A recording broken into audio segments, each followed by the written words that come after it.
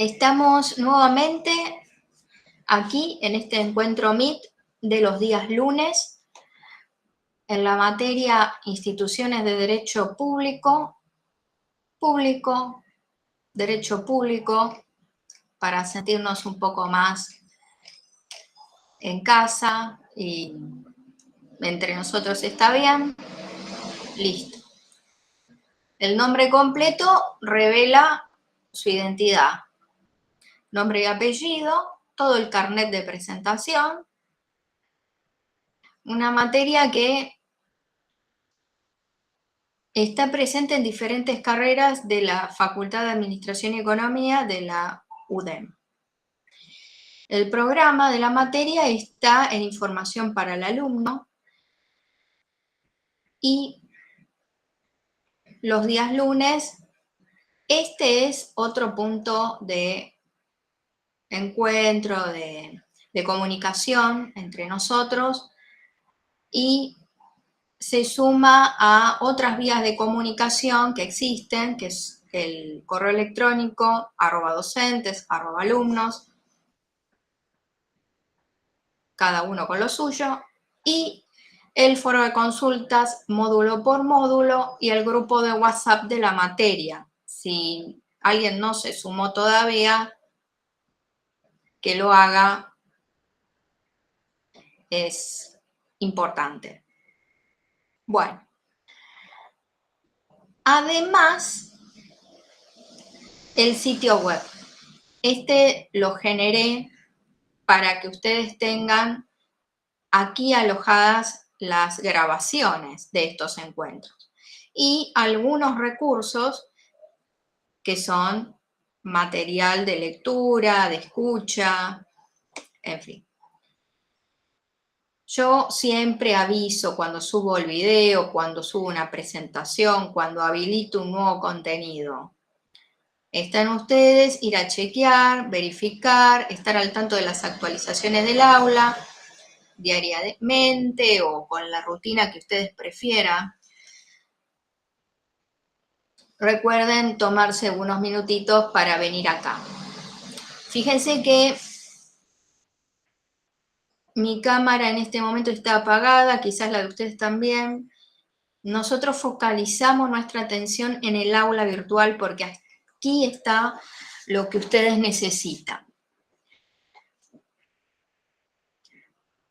El módulo 2 es una continuación del módulo anterior, no solamente porque seguimos números correlativos, sino porque vamos a trabajar con temas concatenados unos con otros, donde hay una hilación, toda una narrativa, y por lo tanto hay un inicio, un desarrollo y una conclusión. Si ustedes quieren imprimir o si quieren tomar nota en papel o en Word, eso es a elección de ustedes. Es una materia que tiene mucho contenido. Tiene mucho contenido porque se puede decir esto y más. Yo siempre les digo que les espoleo la novela, como se dice actualmente, ¿no? Les adelanto cuáles son las conclusiones, las líneas finales, la supersíntesis, porque esta es una materia inserta en diferentes carreras, todas tienen un perfil económico-comercial dentro de la administración de empresas, así que lo mío viene a encajar dentro de todo un cuadro. No es el cuadro, forma parte del composé. Por lo tanto, no los mando a leer el Quijote. A lo sumo tendrán que leer un resumen del Quijote, pero no es lo mismo.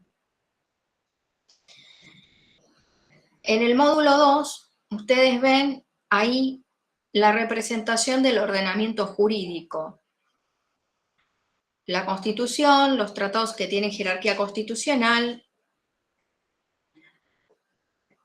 y cómo va ahí descendiendo en generalidad hasta llegar a las normas de alcance particular. Es que esta pirámide se puede leer de distintas formas y se construye con más de un artículo de la Constitución Nacional. Como les decía en otros videos, el tema es que la metodología, la forma de interpretación se enriquece mucho más cuando le sumo aditamentos que están por fuera de una lectura lineal, fría, de un artículo, de una resolución, de una ley, de un decreto o de la Constitución. Le enriquecemos, le damos volumen, deja de ser un plato fofo, soso, sin gusto, para ponerle condimentos. El impacto que tiene la aplicación de una normativa en la sociedad, antecedentes históricos o un marco histórico, contextualizarlo en tiempo y espacio, la legitimación desde el punto de vista no solo normativo, positivo, decir, bueno, se sancionó, se promulgó, se publicó y ahora está vigente, sino la legitimidad diquelógica, es decir, valorativa, es decir, es acorde esa normativa con los valores vigentes en la sociedad que nos es contemporánea. La normativa que se acaba de sancionar y que ahora está vigente es de efectivo cumplimiento. Y además hay otros métodos de interpretación que exceden de lo positivo. Positivo es vigente y escrito, pero salimos de esto de la interpretación literal o de buscar el sentido literal de las palabras, el sentido de diccionario, el sentido que acordamos entre nosotros, desde el punto de vista de la gramática, para ir al método histórico, sociológico, diquelógico y desde la filosofía se puede decir mucho más. De hecho, esta representación gráfica corresponde a Kelsen, que es un exponente dentro del positivismo, siglo XIX, y les presenta, bueno, este es el ordenamiento jurídico. Está encabezado por la Constitución del Estado. Ahora no hablamos en términos generales de cualquier país, estamos hablando de la República Argentina y entonces les cito 2 artículos de la Constitución Nacional. Pero a su vez, estos 2 artículos que están citados acá no alcanzan para decir, bueno, esto es todo. Porque a su vez concuerdan con otros artículos de la Constitución Nacional y esto me da una conclusión armónica del todo. Entonces, es el artículo 1 de la Constitución Nacional que me habla del sistema federal, es el artículo 5 de la Constitución Nacional que refiere a las autonomías provinciales, que deben asegurar una serie de cuestiones, además de la autonomía municipal. Es el artículo 75, inciso 22, y el inciso 24 del mismo artículo, que refiere a los tratados de integración. Y así, bueno, tenemos este composé, esta estructura. Y es que el ordenamiento jurídico, bueno, tampoco es una juxtaposición de normativas. A tontas y a locas no es una juxtaposición o sumatoria de cosas. Es un ordenamiento, una estructura o un sistema. Y estas pirámides vienen a explicar, además de cómo se van ubicando las normativas, que serían estas, toda una lógica de, bueno, la norma inferior, que estaría en la base, tiene su validez jurídica en la inmediata superior y así sucesivamente hasta llegar a la constitución del país. Y que la base está sedimentada por fallos judiciales. Y que esta pirámide, que es el ordenamiento jurídico, es un todo herméticamente sellado, no hay lagunas o vacíos. Porque si hubiera algo no previsto por el legislador, en definitiva lo va a sellar el fallo judicial que se aplica al caso en particular. Y entonces nos recuerda el artículo 19 de la Constitución Nacional. Lo que no está prohibido está permitido. La regla es la permisión, no la prohibición. Entonces,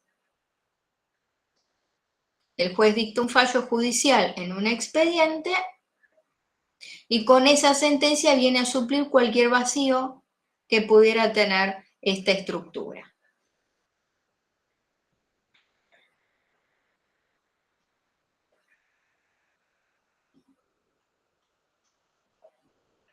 Y las normas van descendiendo en generalidad.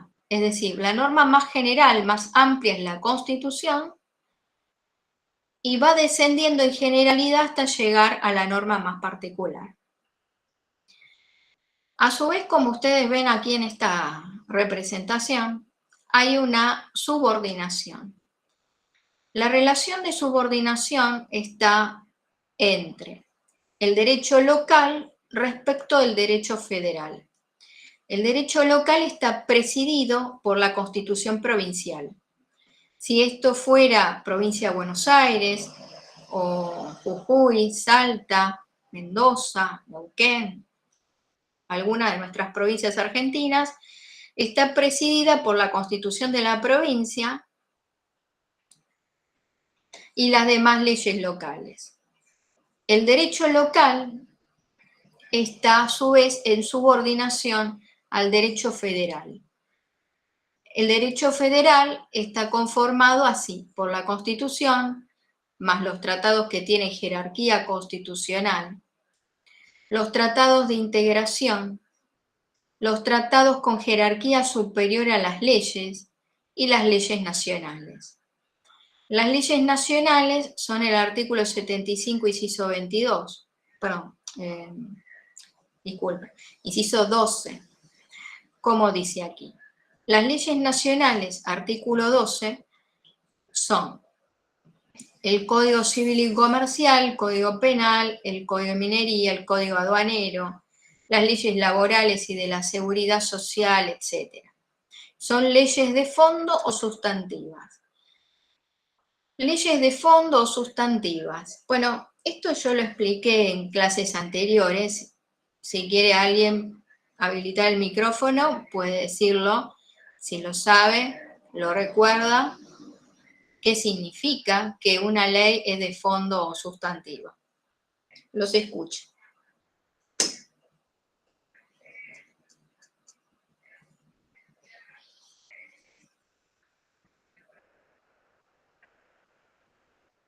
Ustedes me dicen.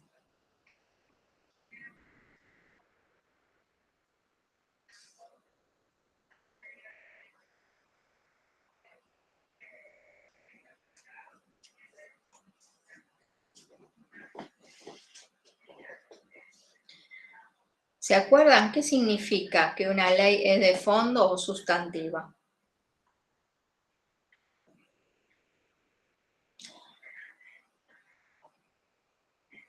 O dicho de otra forma, ¿qué significa que estas leyes nacionales que están citadas en el artículo 75, que refiere a las atribuciones del Congreso, en el inciso 12 están citadas y son el Código Civil y Comercial, etcétera, son de fondo o sustantivas? ¿Por qué?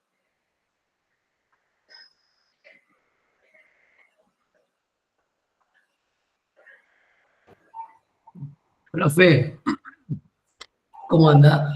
Le puedo decir algo que yo había escrito. La ley de fondo define el qué, establece derechos y obligaciones. Y la ley de forma o adjetivas procesal define el cómo, establece los procedimientos. Bueno, bien, bien, bien. Vamos a decirlo así, entonces, las leyes de fondo, como acá bien dice su compañero, ¿tu nombre? Nicolás. Nicolás. Las leyes de fondo refieren al sustantivo. ¿Por qué digo sustantivo? Porque sustantivo es uno solo. Los adjetivos son varios. En esa relación que bien señalas, Nicolás, una cuestión es de fondo y otra de procedimiento. El procedimiento es adjetivo porque hay 24 jurisdicciones y hay tantos adjetivos como jurisdicciones hay. Es como esa relación casa grande, chica, sucia, limpia, ordenada. Entonces, el sustantivo es uno solo, es casa. Lo que yo puedo decir de esa casa va a variar de jurisdicción en jurisdicción. Y es lo adjetivo. Son los adjetivos que califican esa casa. En esa relación, ¿qué? ¿Cómo? Es decir, bueno, yo tengo el derecho tal. ¿Cómo lo ejerzo? Eso va a variar de jurisdicción en jurisdicción, porque tiene que ver con el procedimiento.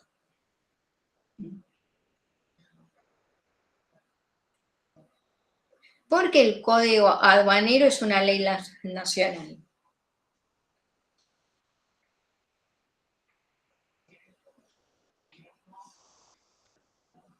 ¿Por qué el Código Aduanero es una ley nacional? Sí.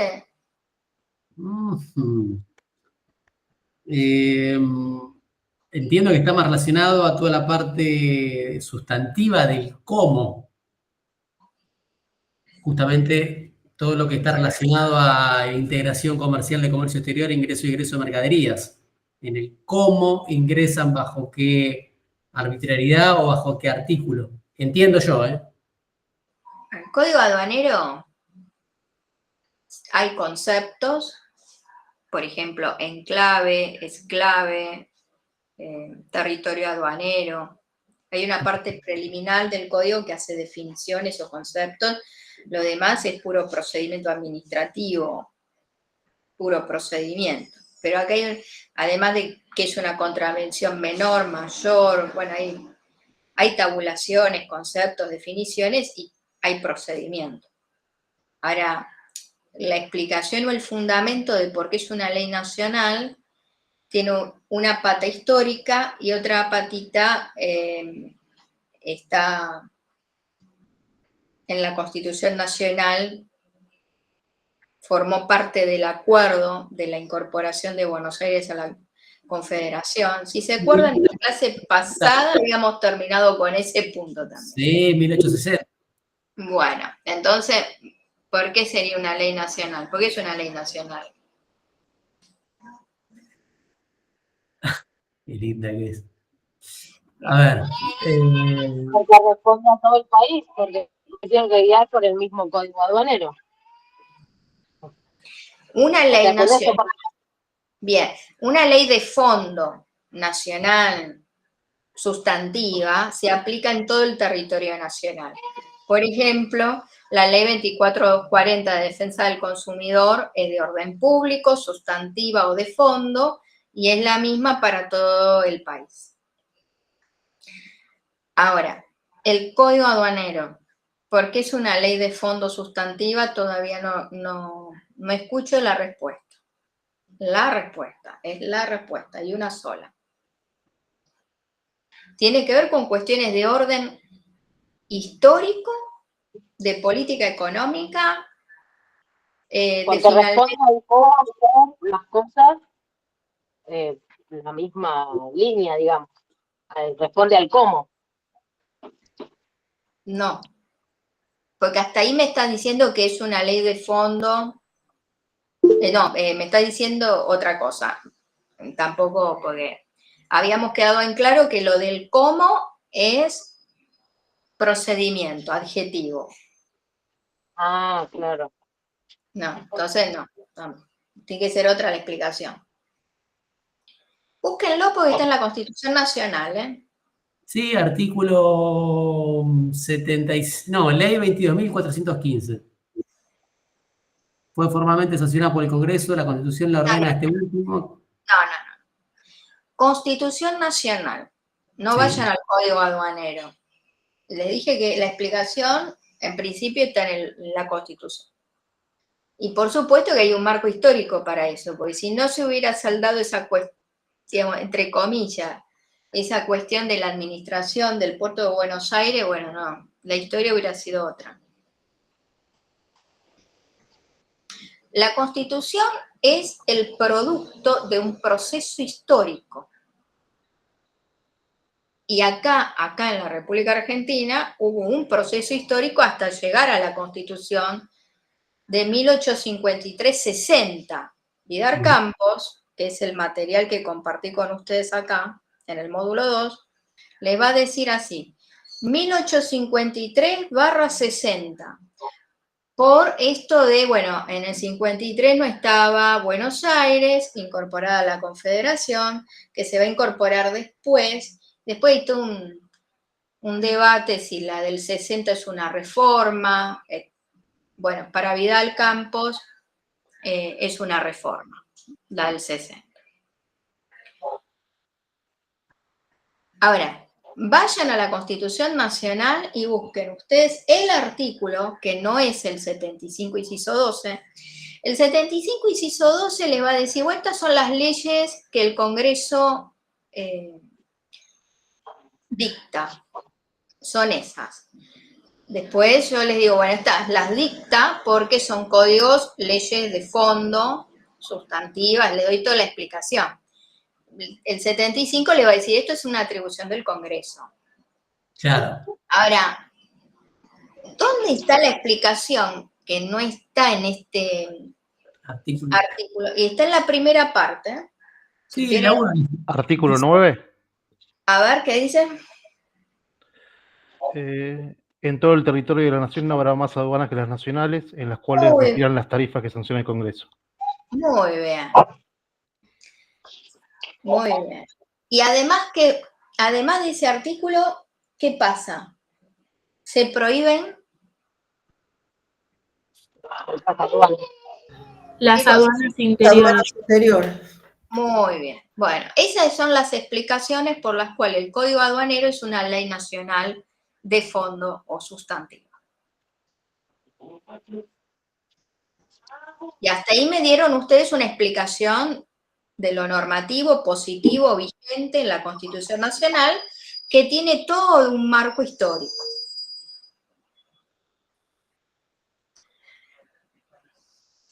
Bueno.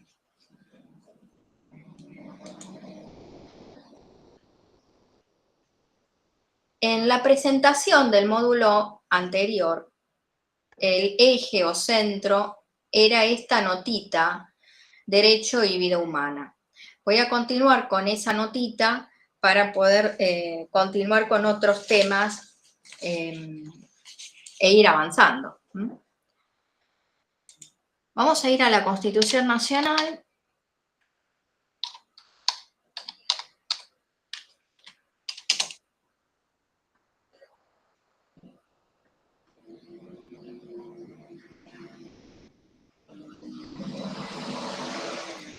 Constitución. Constitución de la Nación Argentina. Bien.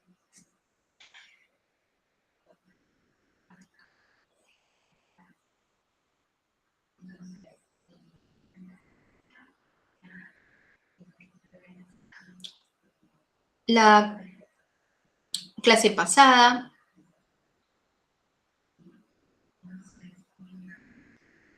les comentaba, bueno, nosotros formamos parte de distintos subsistemas y desempeñamos diferentes roles a lo largo del día. Y cada subsistema está inserto en un ambiente, contexto,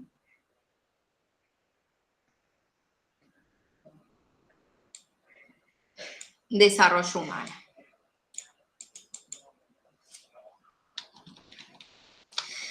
el despliegue de las potencialidades, desde el punto de vista vocacional y profesional, físico, psíquico, valorativo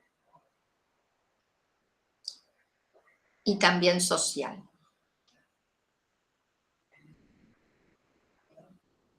El despliegue de potencialidades a lo largo de la vida de cada uno. Y el artículo 19 dice: las acciones privadas de los hombres están reservadas a Dios y exenta de la autoridad de los magistrados. Principio de reserva. Es el ámbito donde cada uno de nosotros desarrolla su personalidad con autonomía en un espacio propio privativo, del cual todos los otros, los terceros, sean jueces, un funcionario, un privado, un vecino, lo que sea, es ajeno. Cualquier intervención a nuestro ámbito de privacidad es arbitrario, irracional, y viola esa garantía constitucional. Hasta ahí le estoy citando el artículo 19 de la Constitución Nacional, que ya estaba. Recuerden que nosotros vamos a hacer permanentemente una comparación entre el antes y el después a la reforma del año 94. Aquí, el artículo 41, con la reforma del año 94, está inserto aquí, en el capítulo segundo, nuevos derechos y garantías.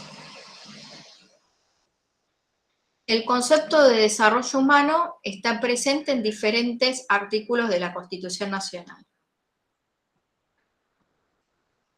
En este caso, el artículo 41 refiere: todos los habitantes gozan del derecho a un ambiente sano, equilibrado, apto para el desarrollo humano, para que las actividades productivas satisfagan las necesidades presentes sin comprometer el de las generaciones futuras y el deber de preservar. Tenemos el derecho y el deber. Alguien me preguntaba la semana pasada respecto de los deberes constitucionales y yo le decía: está implícito en cada derecho reconocido. Después otro comentario aparte que se puede hacer, muchas veces la gente dice: uy, pero se hace tanto hincapié en esto de los derechos. Y bueno, es que hay diferentes olas, oleajes o generaciones en un largo periodo de tiempo, a lo largo de la historia, en diferentes etapas. Hay una visión clásica y el después a la Segunda Guerra Mundial.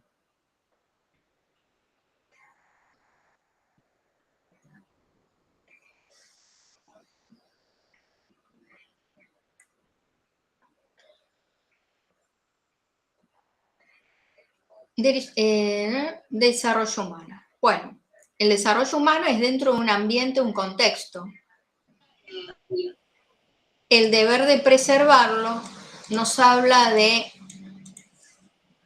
la carga pública de actuar en defensa del ambiente propio y ajeno, para lo cual nosotros tenemos herramientas, instrumentos de naturaleza procesal y garantías constitucionales.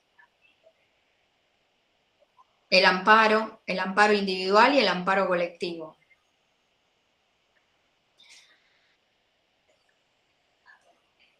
Y esto no es solo.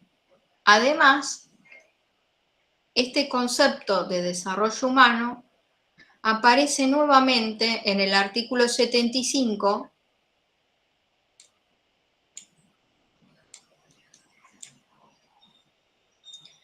inciso 19, que en aquel momento, cuando se reformaba la Constitución en el año 94, recibió el nombre de cláusula del nuevo progreso.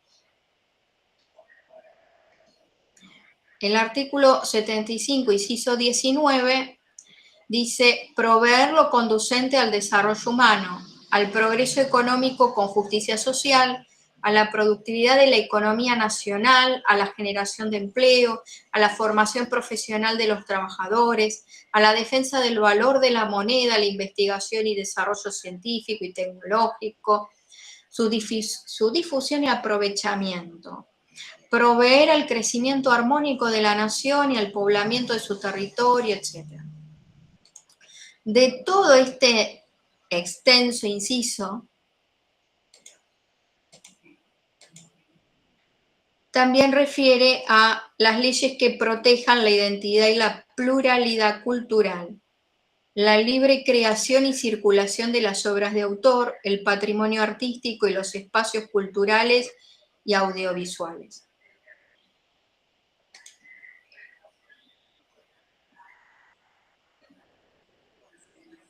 Pues bien, todo el contenido programático que se inició desde el módulo 1 se desanda, empieza a desgajarse parte por parte a partir de los conceptos de cultura e institución. Instituciones y cultura. La cultura es toda producción humana. Hubo alguna identificación o relación, formas de circunscribir la cultura a algunos espacios, pero en general hoy por hoy se acepta un concepto amplísimo, más abarcativo de lo cultural. Por otro lado, cuando nosotros decimos del ambiente, el ambiente es los recursos naturales y de allí los conceptos de desarrollo sustentable y sostenible, sustentable, de contenido ético, preservar el recurso para satisfacer estas generaciones y las futuras, sin comprometer el de las generaciones futuras. Y el concepto de desarrollo sostenible, desde el punto de vista económico, es sostener en igual cantidad y calidad el recurso mediante una explotación racional. De alguna forma, tanto lo sustentable y lo sostenible son conceptos imbrincados entre sí. El ambiente, además de los recursos naturales, es el patrimonio histórico y cultural.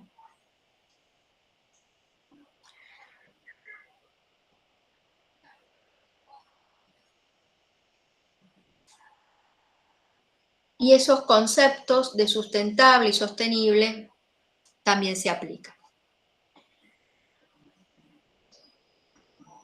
Desarrollo humano.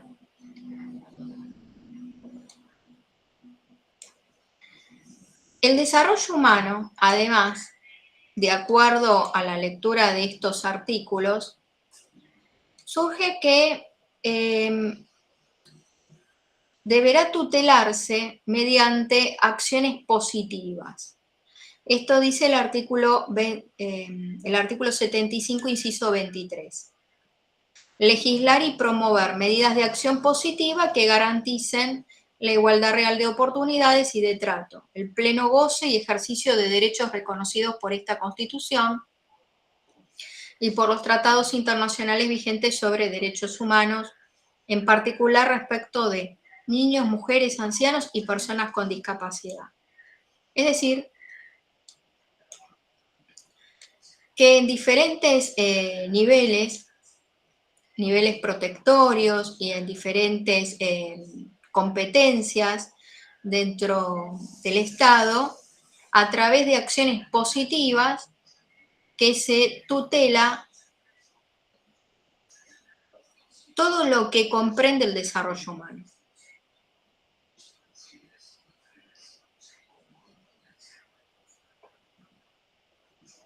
Cuando se incorporan tratados internacionales, de acuerdo al artículo 27 de la Constitución Nacional,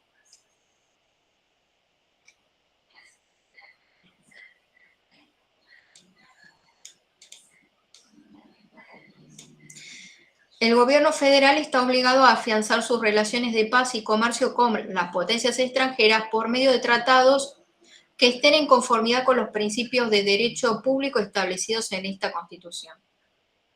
Este artículo aplica al momento de incorporar o sumar un tratado internacional,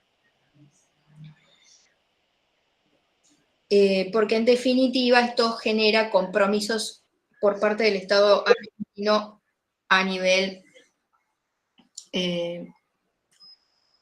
de diferentes espacios en los que participa. Por ejemplo, en el espacio interamericano de derechos humanos o mismo en Naciones Unidas.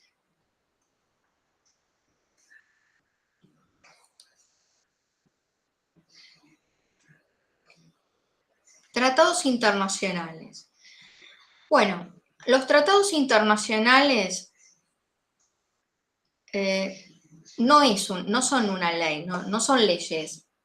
Tienen una jerarquía superior a las leyes. Y de acuerdo a la Convención de Viena, Derecho de los Tratados, del año 1969, ninguna norma del derecho interno puede contradecir otra del derecho internacional. Esto no solo lo dice la Convención de Viena, sino también el Pacto de San José de Costa Rica, que la República Argentina ratificó con posterioridad. Y siguiendo una línea histórica, bueno, nos vamos a encontrar ya finalmente con, bueno, antecedentes jurisprudenciales y, bueno, después la reforma del año 94. A nivel jurisprudencial hubo debate acerca del monismo y el dualismo. ¿Esto qué significa? Si al momento de incorporar un tratado había un doble sistema de fuentes o uno solo. Un doble sistema sería derecho interno y derecho internacional. Y entonces, al momento de incorporar un tratado, necesita de la aprobación del Congreso con un número de ley para que pueda bajar al orden interno. Y el dualismo es eso. El monismo me viene a explicar otra cosa, es decir, que hay un solo sistema de fuentes y un solo ordenamiento. Finalmente, ¿cómo quedó esto? Bueno, se reformó la Constitución en el año 94 y como verán aquí hay mención de diferentes tipos de tratados. Tenemos tratados con jerarquía constitucional, que están mencionados en el inciso 22 del artículo 75, que junto con la Constitución forman el bloque de constitucionalidad federal. Después tienen los tratados de integración, que están en el inciso 24 del artículo 75. Tratados de integración que le permitieron a la República Argentina conformar el Mercosur junto con Brasil y otros países. Aprobar tratados de integración que deleguen competencias y jurisdicción a organismos supraestatales, etc. Acá dicen condiciones de reciprocidad e igualdad. Estos son principios del derecho internacional. Están presentes siempre, siempre han estado presentes la reciprocidad y la igualdad en el marco de la diplomacia y del derecho internacional público.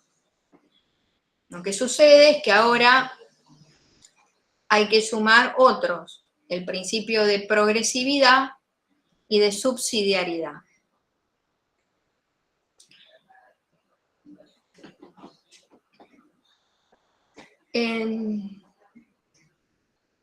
Entre el siglo XVII y XVIII, si vamos a tomar un punto de referencia allá en el tiempo, pero fíjense, los mandé al siglo XVII y XVIII, como a grandes rasgos, mucho más para atrás también. Pero bueno, vamos a poner un paréntesis entre esos dos siglos, porque ahí el concepto de soberanía era en términos absolutos. Es decir, por sobre el rey no había ningún otro poder.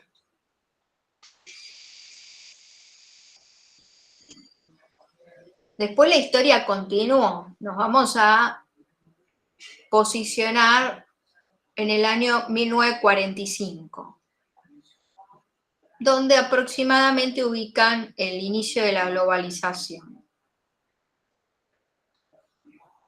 Naciones Unidas, ¿alguien sabe cuándo se formó?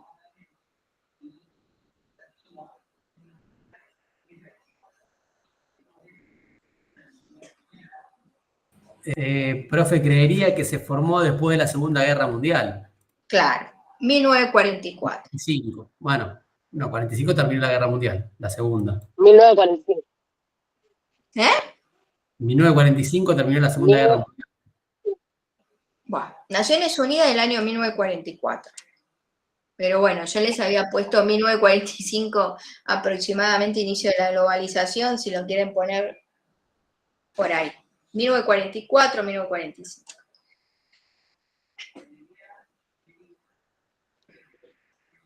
Bien. ¿Por qué los mando ahí? Y si no, bueno, en el año 94 ahí tienen los tratados de integración, Argentina, Mercosur. Porque, ¿qué sucede a comparación de antes? Mucho antes. ¿Qué es lo que varía?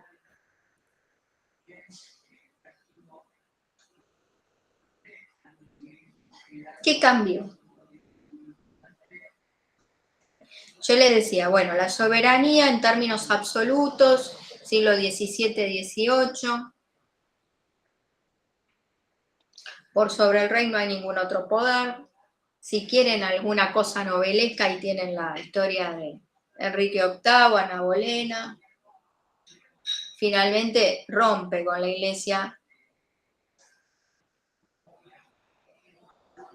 porque está ese concepto de soberanía en términos absolutos. No tenía que rendirle cuentas a ningún otro poder más arriba. Por lo tanto, y con ese fundamento rompió.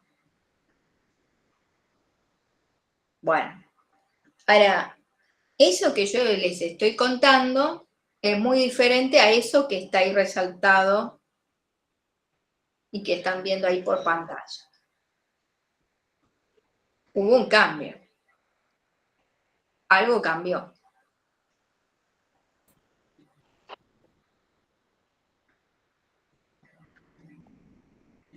¿Se puede decir que lo que cambió fue que el sistema que se propuso es un sistema democrático?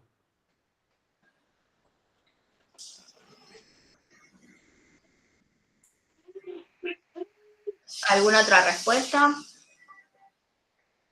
Y que querían paz, básicamente. Entonces cada uno podía, no sé si podían ponerse de acuerdo. Creo que también es por el lado de la democracia.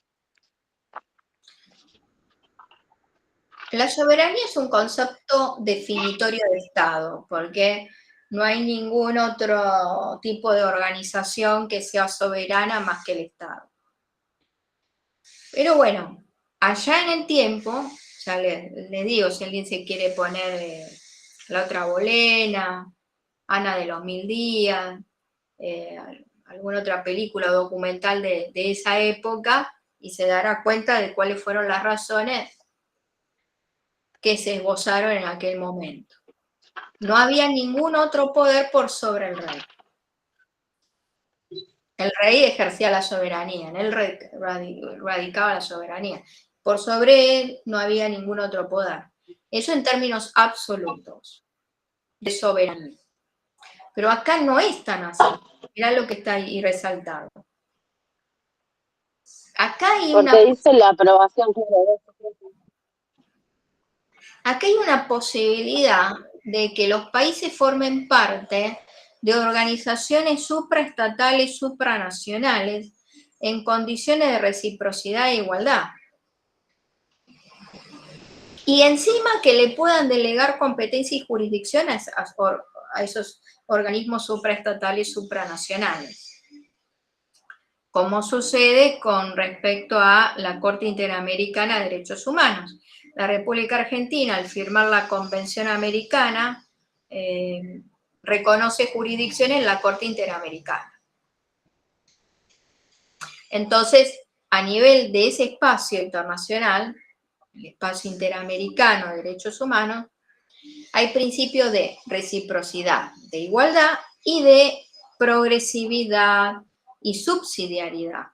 Es decir, bueno, si queremos llegar a la Corte Interamericana, primero hay que agotar todos los recursos internos que hay en el país y progresividad. Bueno, se amplió la Carta de Derechos. Lo que ha cambiado es el concepto de soberanía, que ha dejado de ser en términos absolutos para ser en términos relativos, porque justamente ese hecho histórico que ustedes mencionaron, la Segunda Guerra Mundial,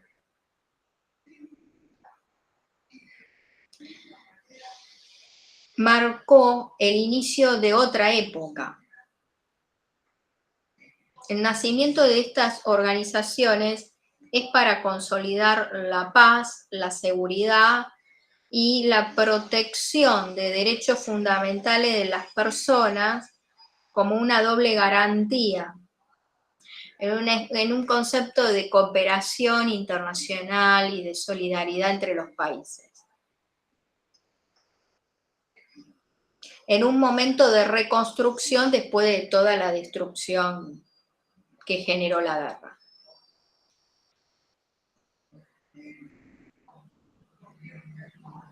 Bueno.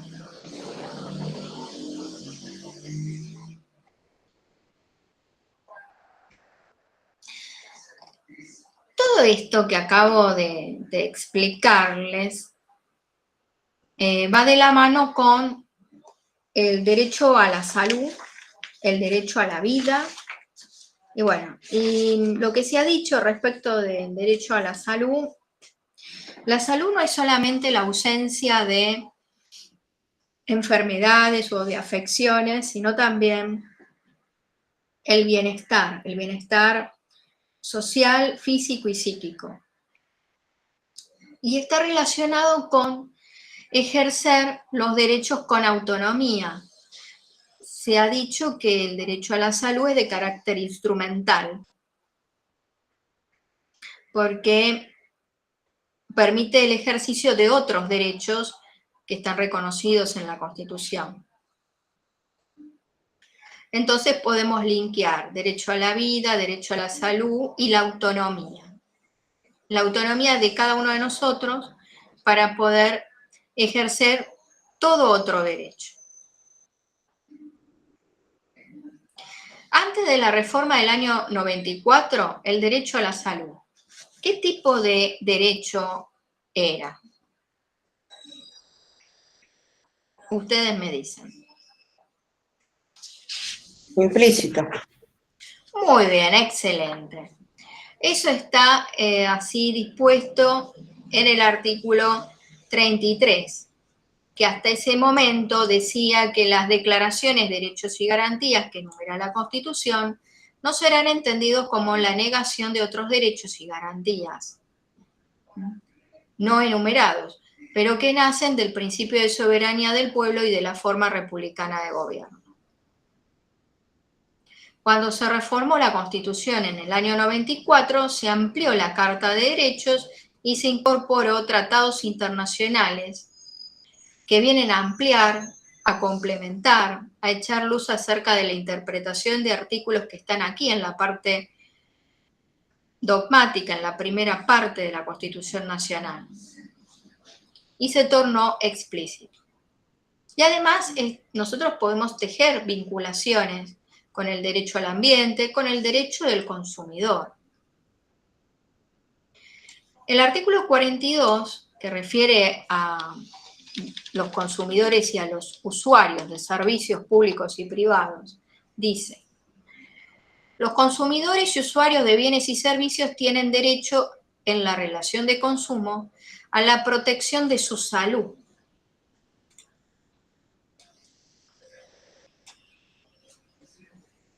Y todo lo demás, por supuesto, seguridad, intereses económicos, a una información adecuada y veraz, a la libertad de elección, etc.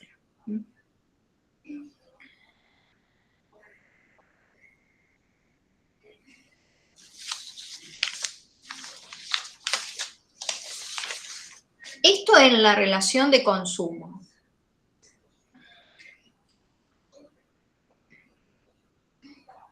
Dice, en la relación de consumo. Hoy por hoy, el derecho del consumidor tutela la relación consumeril. Esto es más allá del contrato. Antes, durante y después. Somos todos consumidores.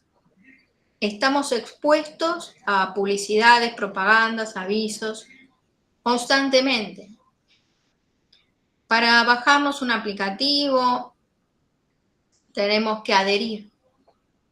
Cuando estamos visitando una página web de una agencia de turismo y no contraté nada, pero soy consumidor y estoy en una relación de consumo, porque ya la normativa me tutela desde la práctica comercial de la publicidad.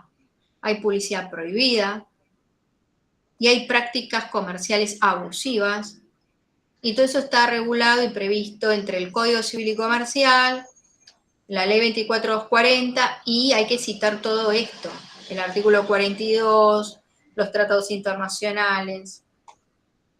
La relación de consumo es entre un consumidor final y un proveedor de bienes y servicios. Y aparece el tema de la salud.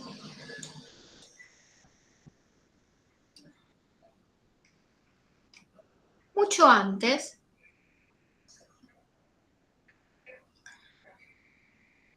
el tema de salud aparece acá, en el artículo 14 bis.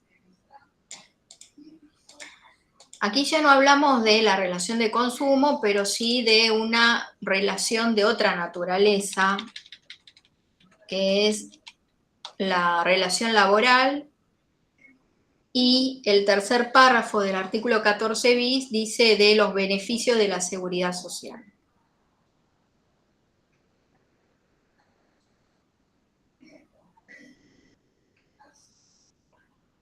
El 14 bis dice, el trabajo en sus diversas formas gozará de la protección de las leyes.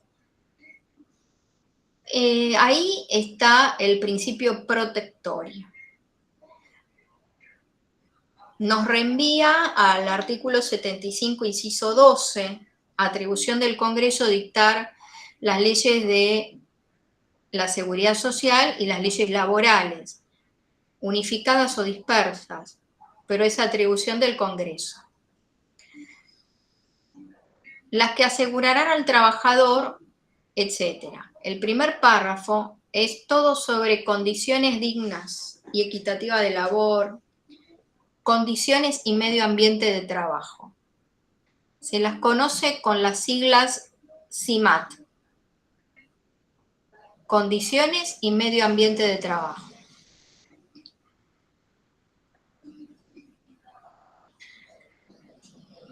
La jornada limitada, el descanso y vacaciones, condiciones dignas y equitativas, está íntimamente relacionado con la salud,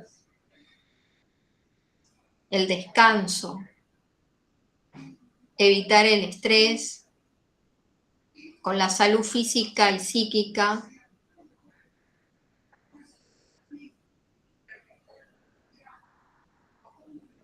Y el tercer párrafo, el Estado otorgará los beneficios de la seguridad social,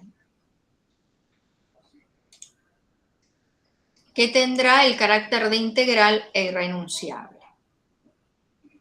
Entre todo lo que menciona aquí, dice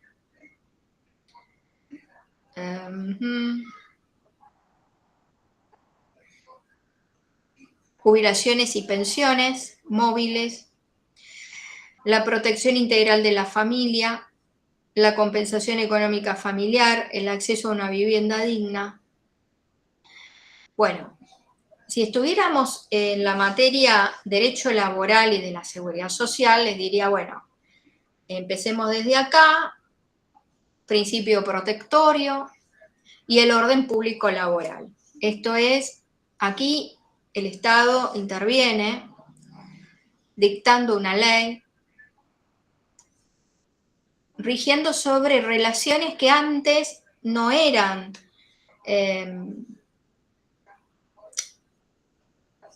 especiales y atendidas de forma aparte, sino que estaban reguladas en el Código de Comercio. Pero no, llega un momento en la historia a partir de una serie de luchas a nivel social que nos van a remontar al año 1902, 1905, hasta que finalmente la Ley de Contrato de Trabajo es del año 1974. ¿Hubo antecedentes previos? Sí. La Ley de Descanso Dominical.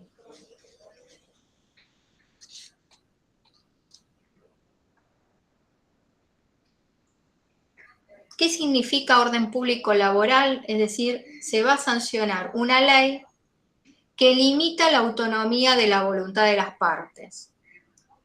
Esto es, no es cualquier cosa. El Estado fija un piso mínimo por debajo del cual no se puede negociar. Y entonces ahí establecen ese piso mínimo una idea y un concepto de orden público laboral. Pero eso no es todo, porque es derecho laboral y de la seguridad social. Y dentro de la seguridad social, además de las jubilaciones y pensiones, hay que sumar las obras sociales, las RT.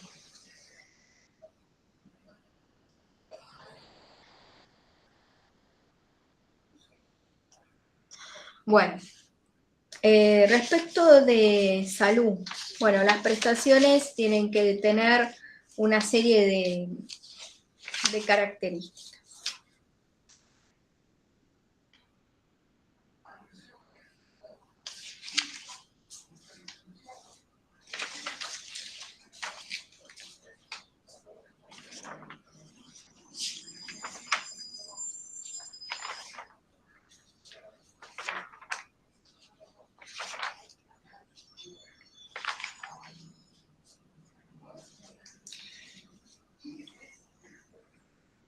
Esas características están dadas desde el observatorio número 14 del Comité de Derechos Económicos, Sociales y Culturales.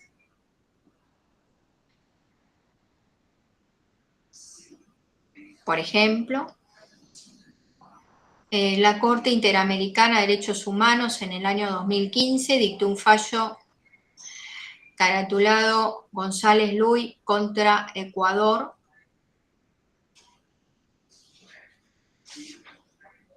se pueden leer estos principios que ahora les voy a decir, de fallos judiciales de aquí, de nuestro país,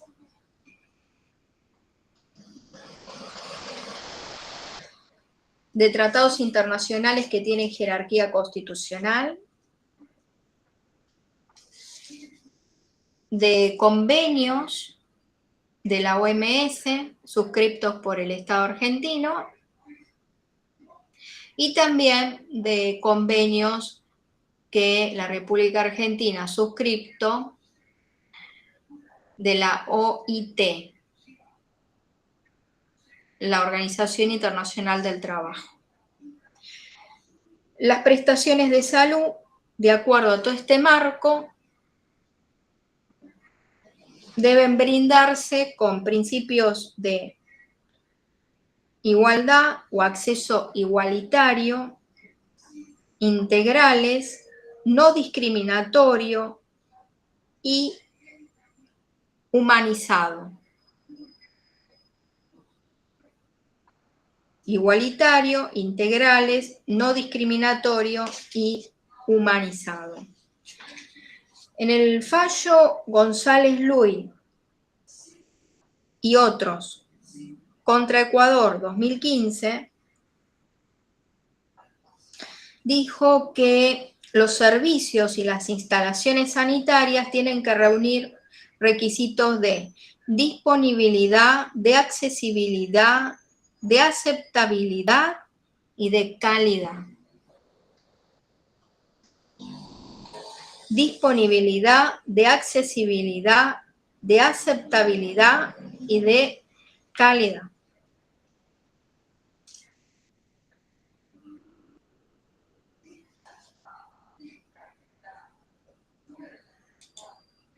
Bueno. Laura, consulta, Fe.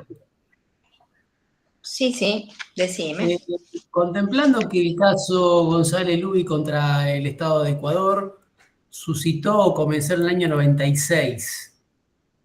Se habla que Talia tenía 3 años, internada en el Instituto Ecuatoriano por una enfermedad, le hicieron transfusiones de sangre, ¡pum! SIDA, HIV. ¿Puede ser que haya demorado tanto la sentencia hasta el 2015? Es una pregunta muy tonta, yo ya lo sé, pero me llama la atención la cronología de los hechos. Bueno, ¿lo acabaste de encontrar ahora? ¿Ahora fuiste a buscarlo y lo encontraste? Bueno, tomate el tiempito de leer todo el fallo completo. Y ahí te vas a dar cuenta de, entre otras cosas, del tema de subsidiariedad que acabo de explicar. Porque primero hay que agotar todo el proceso interno dentro del país. Sí, me imaginé que era por eso, entendí la pregunta de ese lado, mi pregunta, pero me llamó la atención que pasó. Ojo, también puede suceder que esto... el principio de subsidiariedad también tiene excepciones. Una de ellas es cuando se demora, cuando no se resuelve, cuando no se despachan los recursos. Entonces parece que dentro del país en general, bueno, se ponen trabas para poder vehiculizar el reclamo, la demanda. Y entonces ahí tenés una doble violación a garantías. Una es por violar el acceso a la justicia, porque vos, el sistema no te permite avanzar con la causa, el expediente, la demanda, entonces formalmente sí lo tenés reconocido, el acceso a la justicia, pero no podés avanzar en el expediente, y eso te permitiría mostrar una excepción al principio de subsidiariedad y saltar todo eso y irte a una instancia internacional. Entonces tenés la doble afectación por el derecho por el cual estás reclamando y por violación al acceso a la justicia. ¿Sí? Eso hay que leerlo porque seguramente si lo encontraste ahora no tuviste oportunidad de leerlo completo al fallo. No, claro, pero me llamó la atención la demora de casi 20 años, 18 años. Y bueno, por eso es que están esas instancias internacionales. Internacionales, sí. Sí. Bueno. ¿Qué otra cosa? Ah, sí. Bueno.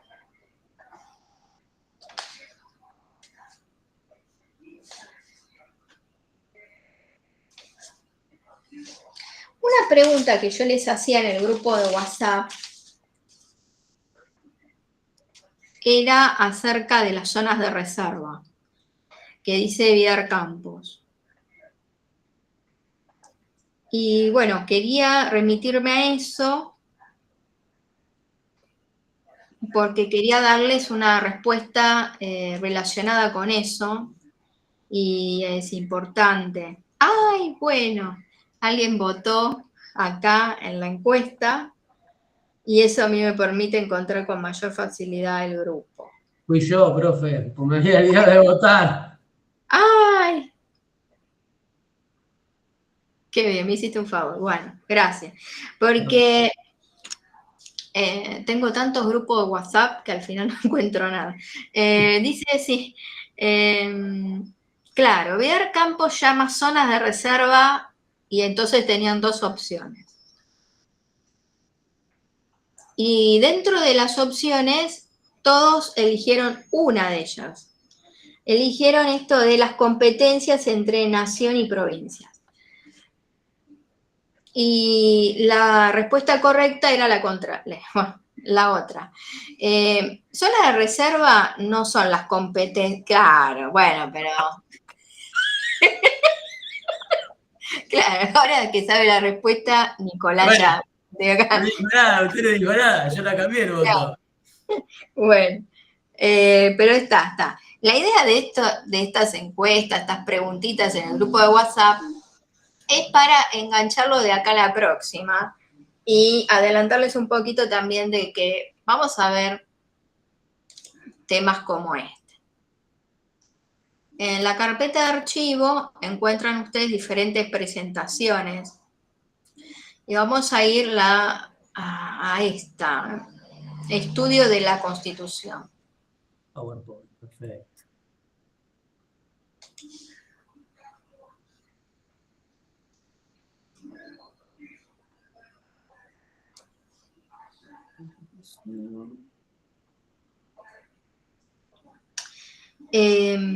Cuando Vidal Campos dice zonas de reserva, refiere a el Poder Ejecutivo, Legislativo y Judicial y cada una de las competencias que tiene estos órganos, el Ejecutivo, el Legislativo y el Judicial. Y en esta presentación, ya al finalizar, habla del federalismo. Bueno, en la clase de hoy se han trabajado dos temas donde el concepto de federalismo aparece. Yo diría dos temas, creo que toda la clase, en definitiva, está atravesada por este concepto, porque arrancamos desde la prohibición de aduanas interiores, el tema de la subordinación del derecho local al derecho federal, traté el tema de derecho a la salud. En materia de salud, las facultades son concurrentes, facultades concurrentes entre nación y provincia. Entonces, el Estado federal nace por una constitución y no en virtud de un tratado internacional. Es decir, es un acto de soberanía y no nace producto de una relación internacional entre estados. Las características es, bueno, entre la federación y sus estados miembros hay tres tipos de relaciones. Esto que dice aquí, las características, se refiere a la federación y sus estados miembros, está tomado del libro Manual de Derecho Constitucional Comparado,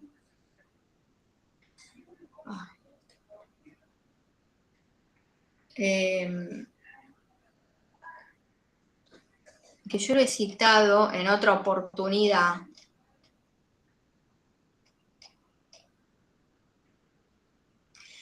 Y bueno, como compara entre diferentes constituciones, García Pelayo se llama, el autor.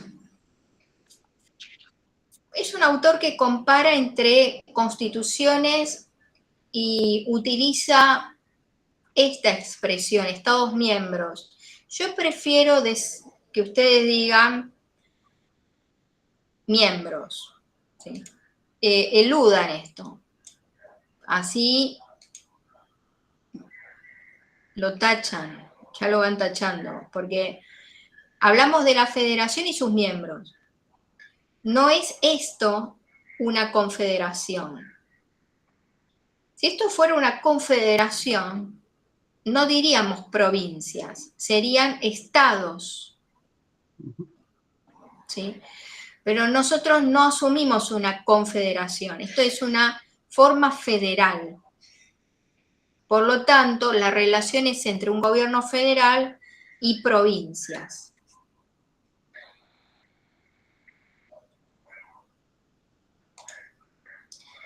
Y en esas relaciones, que hay más de una, se clasifican relaciones de coordinación, subordinación y de inordinación.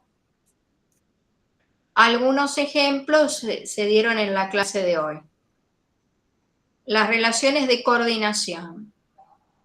Bueno, ahí vamos a identificar que hay materias que son propias del Estado Nacional, otras son de las provincias. Y en algunas concurren, ambas. A ver, en la clase de hoy, ¿qué sería propio o exclusivo del gobierno federal?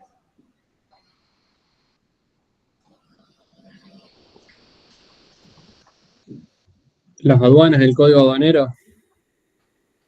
Bueno, muy bien. Eso es materia exclusiva del gobierno federal y a su vez estás mencionándolo junto con otras leyes que es atribución propia del Congreso Federal y no de lo local. Bien. Una facultad exclusiva o competencia exclusiva del gobierno, de los gobiernos locales.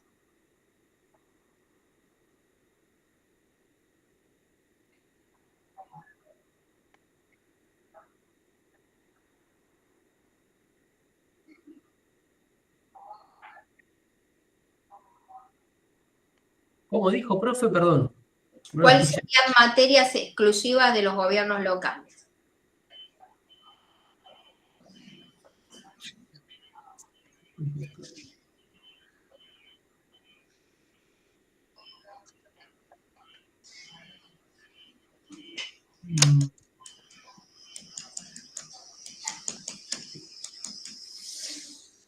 A ver, decime. No, estoy pensando, profe. Y por ahí, en vez de pensarlo, por ahí lo encontrás en la Constitución Nacional. No, Sí, claro. Artículo 5.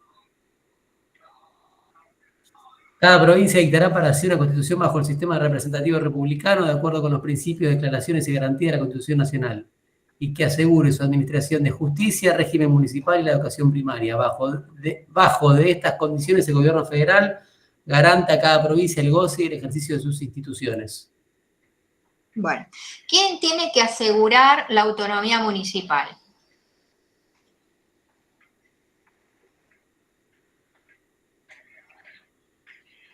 ¿La nación o las provincias? El Estado provincial. El provincial. Las provincias. No digan Estado provincial, no son estados. No son estados, no. Claro, no son estados, cada provincia se ocupa. Y disculpen porque a veces depende de los audios de sus propios micrófonos, a veces escucho bien o no escucho tan bien. Bueno, bien. Autonomía municipal lo garantiza cada una de las provincias. Bueno, y la administración de justicia, ¿quién le compete?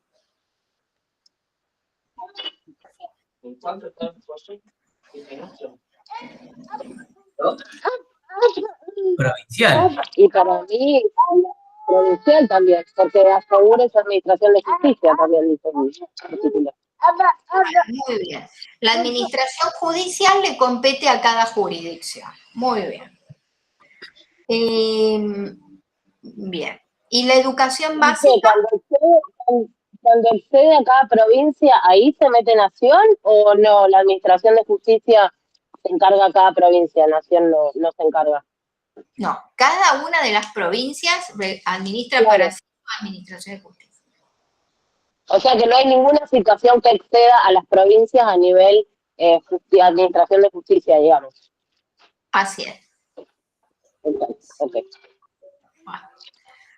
¿Y qué otra cosa? ¿La educación básica? Primaria, digamos. También. También. Bueno, tarea para la próxima. Eso se lo dejo picando para la próxima. Ustedes lo averiguan, lo buscan. Ni bien pongan algo de información, algún dato de estos en el buscador les va a saltar. Pero bueno, se lo dejo para que lo veamos para la próxima. En materia de medio ambiente, derecho ambiental, ¿qué tipo de relación hay es exclusiva, es concurrente entre nación y provincia. La Ley General del Ambiente es una ley de adhesión. ¿Qué significa que sea de adhesión?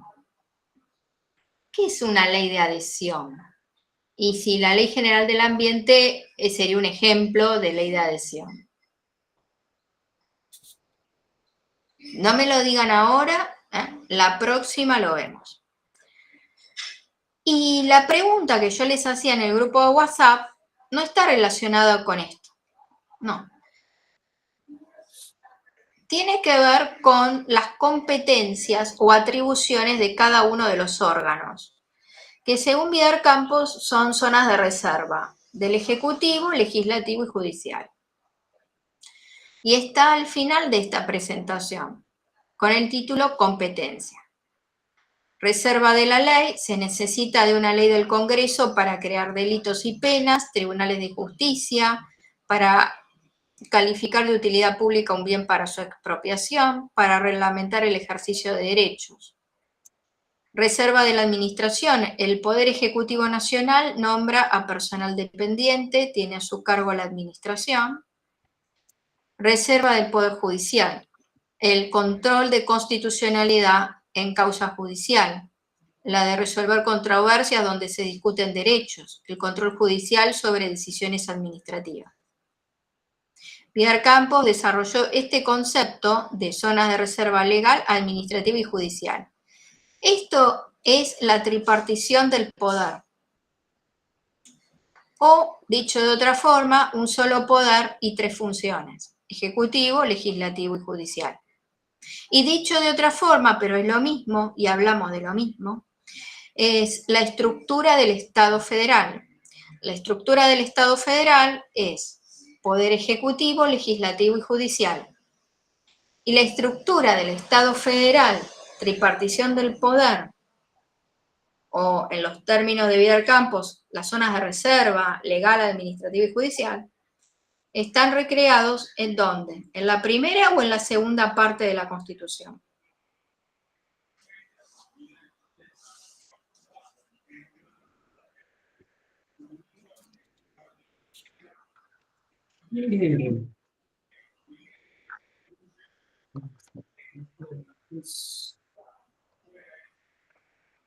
Si yo les pregunto, ¿dónde está la estructura del Estado federal? ¿En la primera o en la segunda parte de la Constitución? En la primera parte.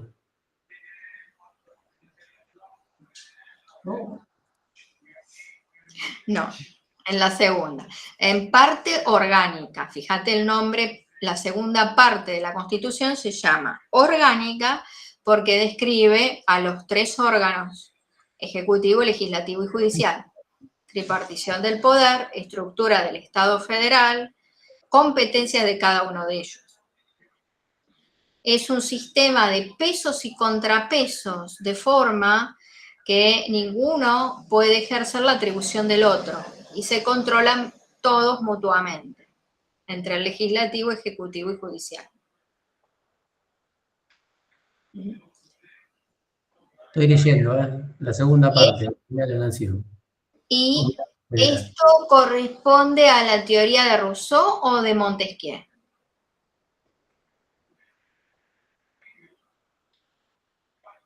Rousseau es el contrato social y Montesquieu es el espíritu de las leyes.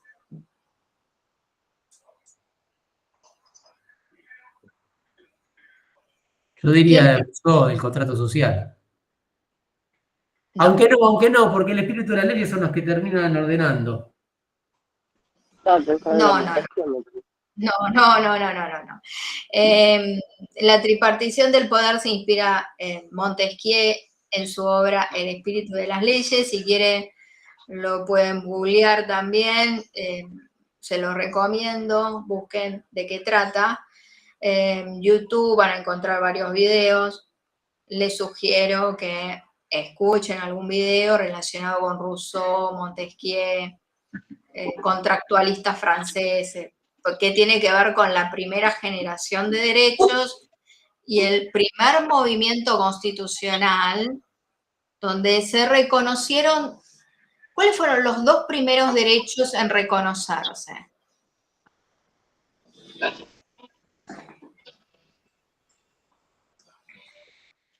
El derecho a la vida.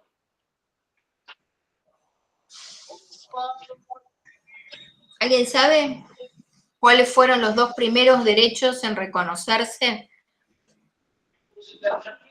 que fueron reconocidos en la historia? ¿Cuáles son? No, yo tengo uno. A ver, decime, a ver. La libertad y la propiedad. Pero esos son 2 ejemplos de derechos civiles.